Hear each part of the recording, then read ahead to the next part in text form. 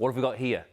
The 5 best moves of the Breeders' Cup. Those moves that made a winning difference and those which really speak to an analyst like me. And these aren't just 5 random ones, these are 5 in order. And we start at number 5 with William Buick. Now, William Buick would love to have another go on Star of Mystery, on Amori City, and also on Cinderella's Dream. But he was brilliant on this horse, Rebel's Romance, his favourite horse.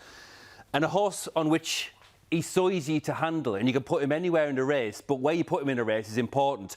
The only furlong of the entire race that Rebel's Romance was quicker than the opposition was the 3rd furlong, and this is it. Watch the move that William Buick makes. Firstly, he's combated stall 11, and now he wants to get on the front row of the grid, aware that the pace is slow. So he's making this move towards the front, which really helps him and the horse, aware of both where he needed to be and also where the pace was. So clever from William Buick on a horse who, he's brilliant as your best friend, but he just needs some help where to be in the race. That was the platform which gave him the chance to use all of that power in the straight. So that 3rd furlong move meant that in the home turn, he was able to do this. Look at where the main opposition is. These are the 2nd and 3rd, the Japanese pair in behind, Rushen Park and Shariar.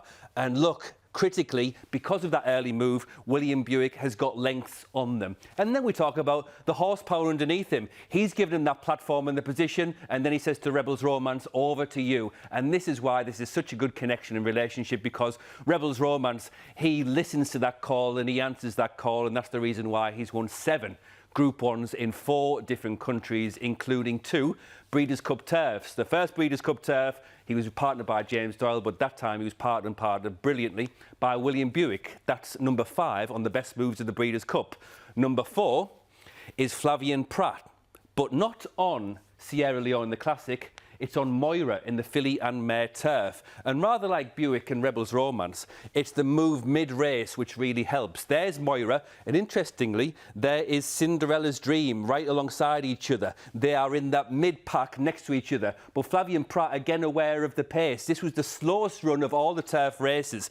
And therefore, to make a move, a positive move at this time, will help Moira and help Flavien Prat. And watch how he is well aware now that on that back stretch, he's wanting to make a move closer to this leaders, and that in turn compromises Cinderella's Dream, who the gap is taken by Content and others. So it's a double move of helping himself and hindering his main rival. So really clever move by Flavien Prat, and one which was a difference maker in the straight, because here we are now, when you compare the positions of the winner, Moira, and the unlucky 2nd and the favourite, Cinderella's Dream, you can see how that backstretch move by Flavien Prat was the difference, the discernible difference. And what I like most about this is that this horse finished 3rd in the race last year behind Inspiral and Warm Hearts. And it was a lesson learned there by Flavien Prat, who was reactive rather than proactive. And the fact he was proactive here has helped Moira make a 3rd time lucky in the filly and mare turf. That was numbers 5 and 4 of the 5 best moves at the Breeders' Cup. The big 3, the top 3, still to come. Welcome back to Sky Sports Racing, and welcome back to the countdown of the 5 best moves of the Breeders' Cup. Those moves which made a decisive difference. At 5 was Buick on Rebel Romance, and at 4 was Flavien Prat on Moira. So who's number 3?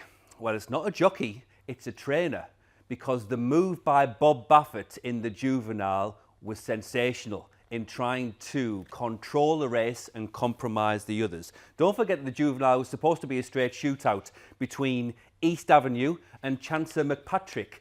But Baffert had a 3-headed monster, and each 3 had a part to play in helping Citizen Bull to win. We're going to zoom in here for the dramatic opening. But one point that we must make is that on the very inside, East India, who was the favourite, just knuckled on landing, and that was game over. But I think that even without that, Baffert had a plan in place with which he could try and dominate and make something happen. So look at this.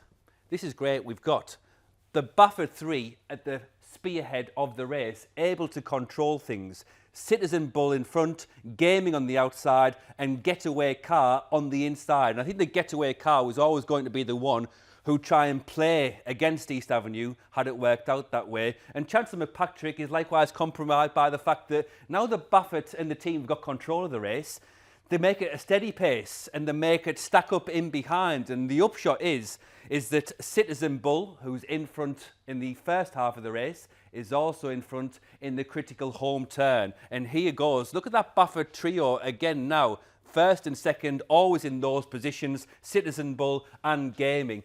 Quick mention, of course, of Hill Road for Adrian Murray, who ran so well to get in amongst the Baffert triumvirate at the end and finish third for Adrian Murray. But this was a Baffert masterclass. Some moves you have to force and some moves you have to use multiple tools to try and win a race. But just a bit of brilliance by Bob there to think, how can I win that race when I've got these second-tier horses? He won it by an orchestrated move. Number 2, joint second place. We've got the jockeys involved in the sprint turf and the juvenile sprint turf, because they were basically very, very identical rides. And we are talking about Magnum Force, Colin Keane in the juvenile turf sprint, and we are talking about Ross O'Ryan in the turf sprint. And as you can see, they're very similar positions, but the specific move is the in and out in the straight. Now, actually, on the left of picture, this is the juvenile turf sprint, where Colin Keane had to make a few more decisions, whereas Ross O'Ryan just had to sort of pick his spot. But if we pause it there on the home turn and pick out exactly where they are, here is Colin Keane, who is, as you can see, just left that inside rail to give himself at least a few options of what I can do. Whereas Ross O'Ryan on Starlust, he's almost forced towards that inside rail. But both have the inside-out manoeuvre whereby they go inside the second and third currently and then come back out on the outside of these horses. It's that move and that gap which they're going for. Starlust is doing exactly the same on this side. So Ross O'Ryan and Colin Keane have helped each other just in the simple sense of watching and sensing how these races are going. It's one thing to have the pace come back at you, but it's another thing to plot a successful passage. Very, very similar and very, very brilliant by both Colin Keane and Ross O'Ryan, two of the most dynamic riders in Europe and two of the most dynamic rides of the Breeders' Cup. That's number 2 in the list of the 5 best moves of the Breeders' Cup. Number 1, it's Ryan Moore. Of course it is. But for me, it wasn't on Lake Victoria. It was on Henri Matisse. And the move principally which helps is how he gets from stall 13 into lane 2 by the first turn. As you can see, there's a lot of horses in which to get across and a lot of holes with which to pick. But just watch how Ryan Moore does so many things at once. So one of those things is pick horses who are going to help him in this task. It's not Amori City, because William Buick has already decided that he wants to be towards the back there. It's not New Century, who would be his main market rival on form, who's going to help him, because that horse, the machine's going to just take a bit of medicine and go wide. So as you can see, and you can probably see for yourself, is that Ryan Moore is already looking to his left, and he has painted a target on the Waco Kid and Tom Marquand, because he senses that he's the one who's going to be able to take him into that second slot by the time of the first turn. So we'll just slow it down here and you can see that first connection made between Ryan and Tom Marquand. And Tom Marquand is looking to get on that inside on the Waco Kid as well. And when you speed it up and see, and especially from the head on, looking back at them now, we'll look at this for the final move by Ryan Moore.